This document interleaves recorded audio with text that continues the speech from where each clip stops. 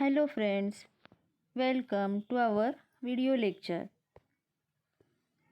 जनता high school व junior college Shirur. इयत्ता 6वी विषय सामान्य विज्ञान. विषय शिक्षक सौ जगदाळे RR. विद्यार्थी मित्रांनो, आज आपण 10वा धडा बल व बलाचे प्रकार अभ्यासणार आहोत.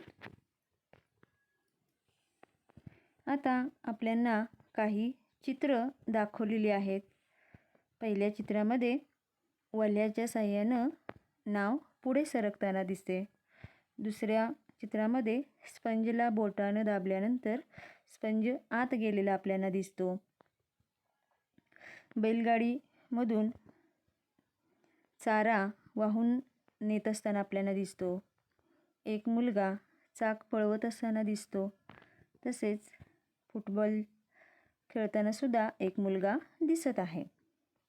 आता वल्ह्याच्या साहाय्यानं रेटा न देता नाव पाण्यात पुढे जाईल का? नाही. तर नाव जे आहे ती पाण्यात पुढे जाण्यासाठी वल्ह्याच्या साहाय्यानं आपल्याला बल लावावं लागतं. तसेच चाक पळवण्यासाठी सुद्धा आपल्याला काठीच्या साहाय्यानं त्याला धक्का द्यावा लागतो. काठीनं ढकलावे लागतं. तसंच फुटबॉल खेळत असताना चेंडू जर त्याची जागा आपल्याला बदलायची असेल, दिशा बदलायची असेल, तर आपल्याला पायाच्या साहाय्यानं किक मारावी लागेल. आपल्या दिशेने येणारा फुटबॉल गोलाच्या दिशेने ढकलण्यासाठी आपण त्याला गोलाच्या दिशेने पायाने ढकलतो, म्हणजेच बल लावतो. दैनंदिन जीवनात आपण उचलणे, ओढणे, सायकल चालवणे व वेळप्रसंगी ती थांबवणे, ओझे ढकलणे, पिळणे, वाकवणे, गाडी चालवणे अशा अनेक क्रिया करतो. त्या करण्यासाठी जोर लावण्याची आवश्यकता असते. वस्तूवर कोणत्याही प्रकारे ओढणे व ढकलण्यासाठी लावलेल्या जोरास बल असे म्हणतात. आता दैनंदिन जीवनात आपण क्रिया करत असतो. उदाहरणार्थ उचलणे, ओढणे, सायकल चालवणे, वेळप्रसंगी सायकल थांबवणे, ओझे ढकलणे, पिळणे, वाकवणे, गाडी चालवणे अशा क्रिया आपण करत असतो आणि त्या करण्यासाठी आपल्याला जोर लावावा लागतो. वस्तूवर कोणत्याही प्रकारे ओढणे व ढकलण्यासाठी जो आपण जोर लावतो त्या लावलेल्या जोरास बल म्हणतात. कोणतीही वस्तू आपणहून जागा बदलत नाही. वस्तू हलवण्यासाठी बलाची आवश्यकता असते. गतिमान वस्तूची दिशा बदलण्यासाठी, तिला थांबवण्यासाठी बलाचा वापर होतो.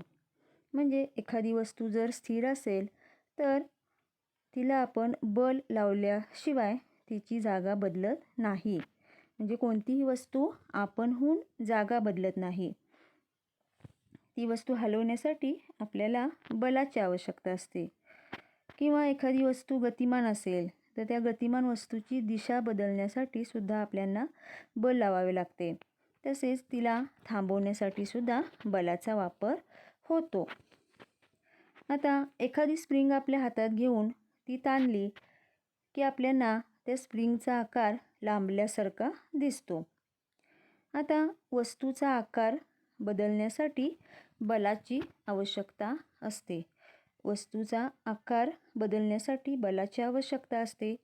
लोहाराने तापून लाल झालेल्या लोखंडी वस्तूवर हातोडा मारल्यास आपल्याला माहिती आहे की त्या लोखंडी वस्तूचा आकार बदलतो. म्हणजेच वस्तूचा आकार बदलण्यासाठी बलाची आवश्यकता असते. तर जसे गतीचे वेगवेगळे प्रकार आपण पाहतो त्याच पद्धतीनं आपल्याला बलाचे सुद्धा विविध प्रकार पाहता येतात. तर यामध्ये आपण स्नायू बल, यांत्रिक बल, गुरुत्वीय बल, घर्षण बल, चुंबकीय बल यासारखी वेगवेगळ्या बलांचा अभ्यास आपण करणार आहोत. सुरुवातीला आपण स्नायू बल याविषयी माहिती घेऊ. आता जे चित्र दिसत आहे त्या चित्रामध्ये होणाऱ्या ज्या सर्व क्रिया आहेत त्या क्रियामध्ये शरीरातील हाडे व स्नायूंच्या साहाय्याने हालचाली घडून येतात. म्हणजे या चित्रामध्ये एक माणूस आपल्याला वजन उचलताना दिसतो. त्यामुळे या क्रिया होत असताना आपल्या शरीरातली हाडे आणि स्नायूंच्या मुळे या सगळ्या हालचाली आपल्याला करता येतात. आता ही वजन उचलणारी जी व्यक्ती आहे ती स्नायू बलाचा वापर करून वजन उचलते. म्हणजेच याचाच अर्थ स्नायूंच्या साहाय्याने लावलेल्या बलाला स्नायू बल म्हणतात. स्नायूंच्या साहाय्याने लावलेल्या बलाला स्नायू बल असे म्हणतात. हा बलाचा पहिला प्रकार आहे, स्नायू बल. स्नायूंच्या साहाय्याने लावलेल्या बलाला स्नायू बल असे म्हणतात. बलाचा दुसरा प्रकार आहे यांत्रिक बल. आता अनेक कामे करण्यासाठी आपण वेगवेगळ्या यंत्रांचा वापर करतो. काही यंत्रे चालवण्यासाठी स्नायू बलाचा वापर होतो. काही यंत्रे ही विजेचा अथवा इंधनांचा वापर करून चालवली जातात.